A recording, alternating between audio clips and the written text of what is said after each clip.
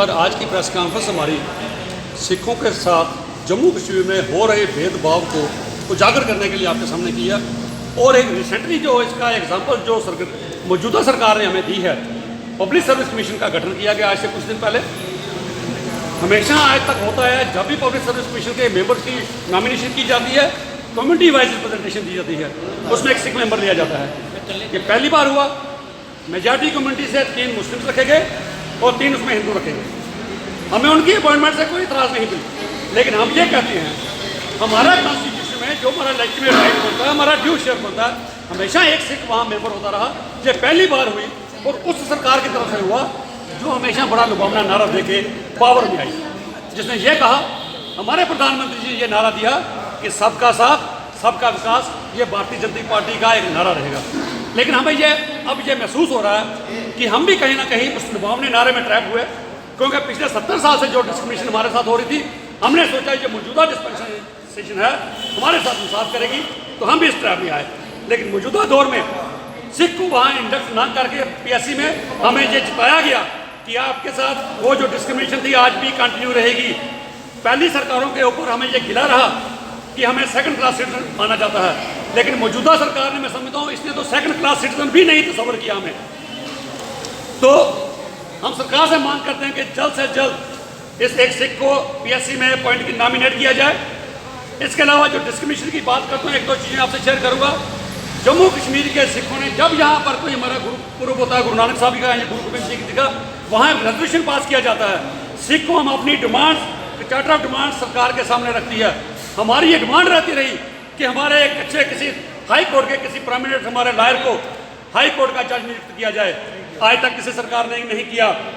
हमने ये मांग करते रहे कि माइनॉरिटी कमीशन, जो नेशनल माइनॉरिटी कमीशन है, वो हिंदुस्तान जम्मू कश्मीर में बनाया जाए, लेकिन तब नहीं बन सकता था 370 की वजह से। आज क्यों देरी की जा रही है? क्योंकि हम आज भी डिमांड करते हैं कि नेशनल माइनॉरिटी कमीशन को JNK में लागू किया जाए, ताकि सिखों के साथ एज ए माइनॉरिटी मेंबर जो डिस्क्रिमिनेशन की जा रही है वो ना मिले, सिख बच्चों को उनका ड्यू शेयर दिया जाए। दूसरा, जब 90s में मिलिटेंसी कश्मीर में हुई, हमारे कश्मीरी पंडित भाइयों को वहाँ से आना पड़ा, कुछ सिखों को भी निकलना पड़ा, लेकिन मेजॉरिटी जो सिख कम्युनिटी थी वो कश्मीर में ठहरी, वो उन्होंने वहाँ से पलायन नहीं किया।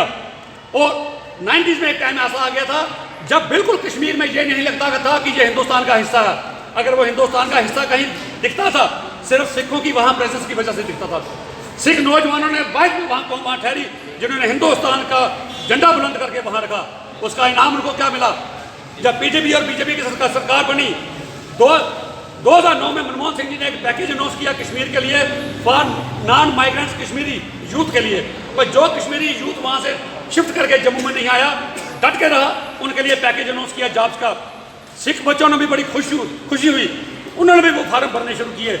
लेकिन सरकार ने, PDP और BJP की सरकार ने मिली भगत से एक साजिश रची। उन्होंने कहा सिखों को ऐसे महरूम करने के लिए उन्होंने एक ऑर्डिनेंस लाया 2017 में, SRO 425। उसके तहत अमेंडमेंट की गई, जो लफ्ज़ लिखा था नॉन माइग्रेंट कश्मीरी, उस कश्मीरी की जगह नॉन माइग्रेंट कश्मीरी पंडित किया गया। सिखों को उससे भी महरूम किया गया। जब जब देश में कोई आपदा आई, जब जब बॉर्डर पे कहीं खतरा आया, देश में कोई आपदा आई, हमारी कौम ने, मैं फख्र से कहता हूँ, हमारी कौम ने 90% कुर्बानियाँ दी। बॉर्डरों में जरूरत पड़ी तब, और देश में कभी आपदा आई तब।